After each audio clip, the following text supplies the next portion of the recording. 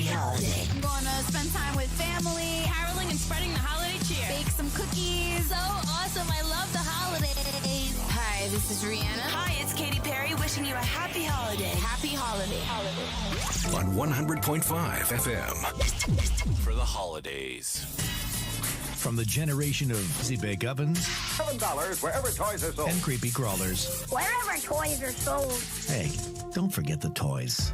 Merry Christmas. Folks, Merry Christmas. Have a Merry Christmas, everybody. Isn't there anyone who knows what Christmas is all about? Merry Christmas. Merry Christmas. Hi, this is Craig Morgan, wishing you a Merry Christmas. Hi, this is George Strait, wishing you and your family a happy holiday season. Happy holidays. Jingle bells, jingle bells. Hi, I'm Carrie Underwood wishing you a Merry Christmas. I just want peace on earth this Christmas. On 100.5 FM. You unwrap the gifts, we'll unwrap the music. Playing the greatest holiday hits of all time on 100.5 FM. Let it snow, let it snow, let it snow, let it snow. Think of it as shopping local for the best holiday music.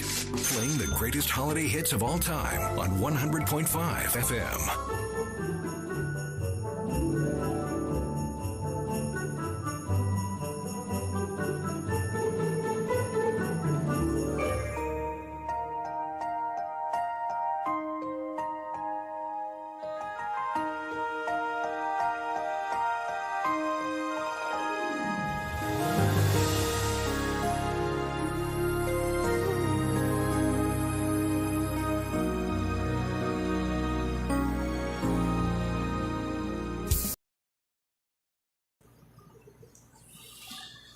Abyan mayong aga dira sa imo ini nga programa ginapatuhoy naton sa mga kauturan suki nga mga manog palamati dira sa Hinubaan Negros Occidental kag bisan pa sa mga kaabyanan kag mga kauturan dira sa San Jose Sipalay City, sa Kaliling Kawayan, sa Mulubulo Kawayan, sa Gilhungan Kawayan, sa Bantayan B Cabancalan City, Tapi Cabancalan City, Kamingawan, Cabancalan City, kag sa Daan Banwa, Cabancalan City. Initanan dira sa Negros Occidental. Aton ampuan abyan nga kita makapakigbahin o mangin sakop sang isa ka network nga Kristohanon agod mangin mahapos ang aton nga pahibalo sang kamatuuran sa maayong balita. Masakop kita sa isa ka organization sa mga Kristohanon nga broadcasters. Aton itugyan anay ining aton nga pagtuon sa pulong sa aton Ginoo pinagi sa pagampo. Dios nga balaan amay namon, salamat nga kami karon imo ginhatagan sang kahigayunan sa pagpamalandong naman liwat sang imo balaan nga pulong. Kabay nga ang mga nagapamati makabaton sang paghangop ihibalo kag kaalam alin sa imo balaan nga espiritu. Kag may kusog man sila sa pagtuman sang prinsipyo para sa ilang pagpangabuhi hindi lamang karon nga adlaw kundi sa bugos nila nga pagpangabuhi sa sining kalibutan. Sa ngalan ni Ginoong Hesus. Amen. Abyan ang aton pagatun-an karon makita diri sa ginsulat ni Judas. Judas versikulo 6. Isa lamang ni kakapitulo nagasiling kag ang mga manugtunda nga wala magtipig sang ila kaugalingon nga kahimtangan kundi nagbiya sang ila nagakaigo nga puloy-an iya gintigana sa mga gapos nga dayon sa mangitong-ito nga kadudulman tubtob sa paghukom sang dako nga adlaw.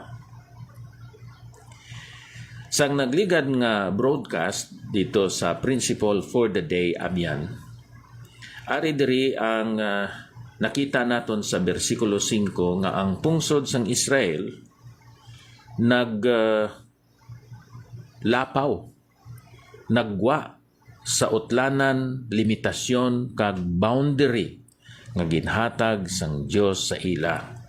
Agod mangin mahapos, malipayon ang ila nga pagpangabuhi didto sa duta nga ginsaad, duta sang Kanaan. Ano ang kabangdanan nga sila went beyond the boundary? Amo ini ang ila pagka hindi matinuohon. Ang ila nga unbelief. Wala sila nagdumdum sang kaayo sang Dios nga sa sulod sang mga more than 400 years. Dito sa duta sang Ehipto, wala mapapas ang ila rasa. Wala nila madumduman ang gahom sang Dios, ang iya nga hustisya kang iya pagkamatarong sang nagpadala ang Dios sang napulo ka mga plagues dito sa Ehipto. Wala nila madumduman ang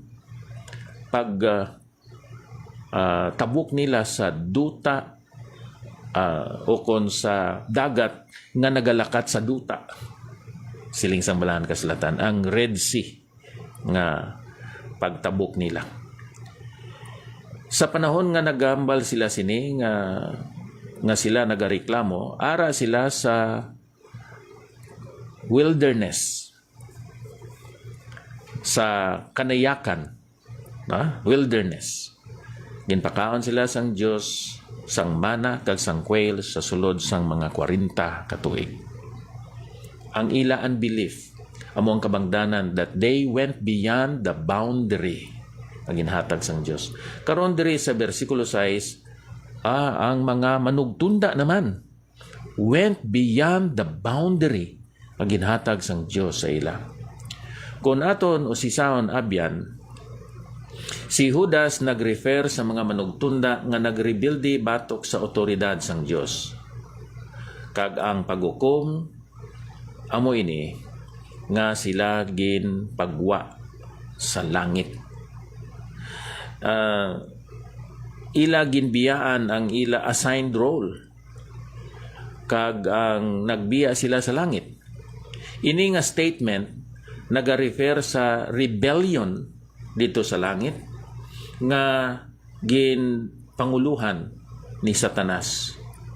Nagrebelde si Satanas kaupod sa mga 1/3 gid ka mga manugtunda dito sa langit sa diin amo puntani ina ang ilang puloy-anan dito. So 1/3 of the angelic beings followed Satan. Imo na mabasa abyan sa Isaias 14 versikulo 12 tubtob sa 21 kag sa Ezekiel kapitulo 28 versikulo 12 tubtob sa 19. Apparently makita naton nga si Satanas kang iya mga manugtunda hindi sila kontento sang ilang positions of authority nga gin-assign sang Ginoo sa ila. Gusto pagin sila sang greater authority. Kag tungod sila nag-rebuild di batok sa Dios. According sa iban nga mga interpreters sa sini nga bahin sang Balahan Kasulatan, may mga grupo sa mga rebellious nga mga manugtunda nga gintawag sons of God dito sa Genesis kapitulo 6 versikulo 2 nga naghulid sila sa mga daughters of men sa Genesis chapter 6 1 up to 4. Ang resulta sa sining ginatawag naton nga sexual union amo ang mga Nephilim nga gin-translate man fallen ones or giants, mga nahulog kag mga higante sa English nga Biblia. Kag nga ini nga mga bunga sang sexual union sa mga angels kag sang mga babay, mga persona may pagkatao, no? Mga persona nga malauton, manugpatay. Isa gani ka preacher nagsiling, fallen ones, they just fall on you nga may mga sundang o kutsilyo, kag ang ilatuyo amo ang pagpatay sa mga tao. So madamo sa mga tao bisan pagani karon nga ang ila ginahimo daw hindi nagid mahimo sang normal nga tao. Sila rebellious sa kasuguan sang pungsod kag bisan pa ila binagid rebellious sila sa tubangan sang Dios. So ini nga mga angels kun aton usisaon nga nagkuhabit may sexual union sa mga daughters of men, ginhambal diri sa ginsulat ni Pedro diri sa ikaduha nga Pedro kapitulo 2 versikulo 4. Kay kun ang Dios wala magpaiway sang mga manugtunda sang nakasala sila, kundi ginhulog sila sa infierno, kagintugyan sila sa mga kadadalman sang kadudulman nga itigana sa paghukom. So amo ni ang judgment sang Ginoo sa sining mga angels that went beyond their assigned position, assigned place, assigned power. So they went beyond the boundary nga ginhatag sang Dios sa ila. Ang ila sala amo ang rebellion, pag rebelde batok sa Dios. Ano ang ila nga penalty karon? Sila gingapos dito sa kadadalman nga tuman gid kadulom. Ang word gani dira nagnito-ngito nga kadulom, hindi mo gid makita bisan 1 inch ang distansya sang isa ka butang. Tuman kadulom ang lugar nga ginprisuhan sining mga manugtunda. Ining mga manugtunda nga ginpriso dito sa ginatuwag nga kadadalman nga napun-an sang kadulom, nagnitong-ito. Ginhimo ini kay base sulod naman sila sang lawas kag nga magkuhabit sexually sa mga kababayenan diri sa kalibutan. So gingapos gid sila. Tungod kay sila nagwa sa boundary nga gin-assign sang Dios sa ila. So ang leksyon ngaton makuha diri abyan amo ini nga kita subong nga mga Kristiyanon kinahanglan nga ang aton nga buhaton magbantay kita sa aton relasyon dira sa Dios.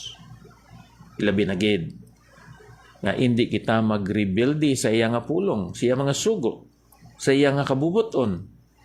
Kay ang Ginoo nga matarong kagbalaan papanao gid sang iya nga paghukom.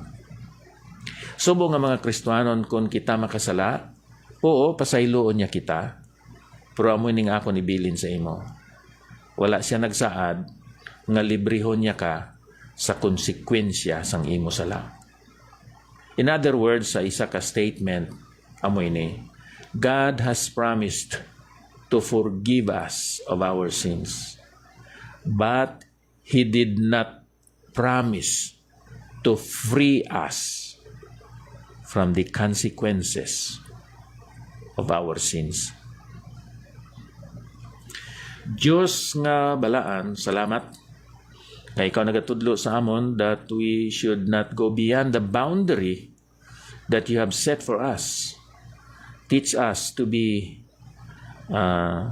faithful, to be submissive and obedient to you always by your grace, help, and power. In Jesus' name, amen. So, hasta lang kita diri Nairel. Kay mag-greet ako sa akon mga abyan nga nagatanaw karon diri sa Facebook Live. Brother Ephraim Sibalya, kamusta? Ang Dios magapakamaayo sa imo kag sa imo mga kabataan. Richel Dilia ng Lydia Akar sa Kabangkalan, Roel Bisana, Eleher Martires, Grace. Salamat sa inyo nga pagtanaw karon sining aton nga programa. Ang sunod ang Cebuano Daily Light from God's Word Radio Broadcast.